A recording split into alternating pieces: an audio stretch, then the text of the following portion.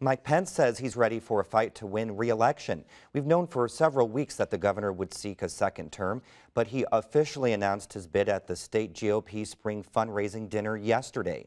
As Barbara Brozier reports, the way the governor's announcement was received could be a sign of what's to come during his campaign. Pence must go! Pence must go! Even before the governor made his announcement, protesters were calling for him to be fired. Pence must go! Pence must go! The last few months of Mike Pence's term have been marked by controversy and criticism, from the proposed state-run news service to his handling of the religious freedom bill. And State Democratic Party Chair John Zodi says Pence's actions have left the Hoosier middle class angry. Indiana families want to see solutions, and they are tired of the mismanagement and out-of-touch policies of the Pence administration.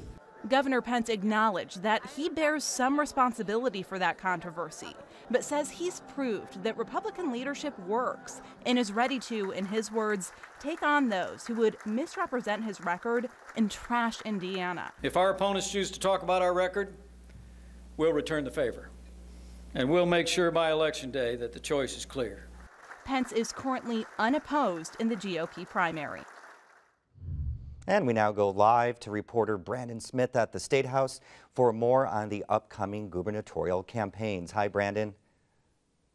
Hey there, Joe. You know, we're starting to get an idea now what the pool is going to look like with Governor Pence on the GOP side.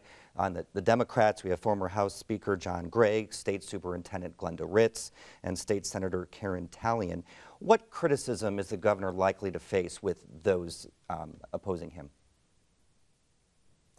Well, you can bet that RFRA, the Religious Freedom Bill, will be front and center in this campaign. John Gregg made it the centerpiece of his campaign announcement. And with State Superintendent Glenda Ritz in the race, Pence's education policies will also be a major criticism. Everything from his support of the voucher program, wanting to expand the voucher program, to the State Board of Education. We saw some of those protesters there outside of the GOP dinner. Is that something, though, that is likely going to be seen across the whole state of Indiana, though? Well, you know, that protest was organized by the State Democratic Party, so it's tough to get a sense of just how representative it is of the electorate across Indiana. But it's obvious that there is some unrest among Hoosiers about how Pence has done the job. Whether that will translate into votes against him is a little too far ahead of the election to really say for sure.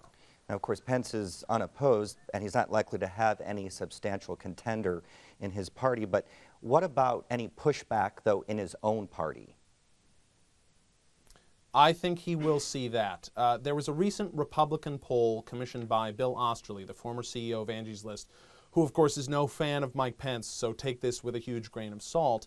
But the poll was conducted by a well-respected GOP pollster, Christine Matthews, and it oversampled Republicans and still showed that Pence's favorability is only at 34%. And in a head-to-head matchup against both John Gregg and Glenda Ritz, he's virtually tied. Now, Pence points out that the only poll that really matters is on Election Day, and it's a long way until next November, but those numbers have to be concerning for him. Well, and as we said, Governor Pence probably can't go into this campaign lightly. What's going to be his message now as he moves forward?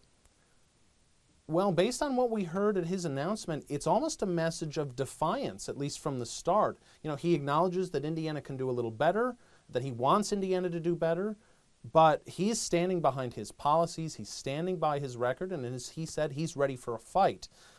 He hasn't really gotten into the specifics of his campaign, what specific proposals he might have, but it is only just the beginning. Okay, thank you, Brandon.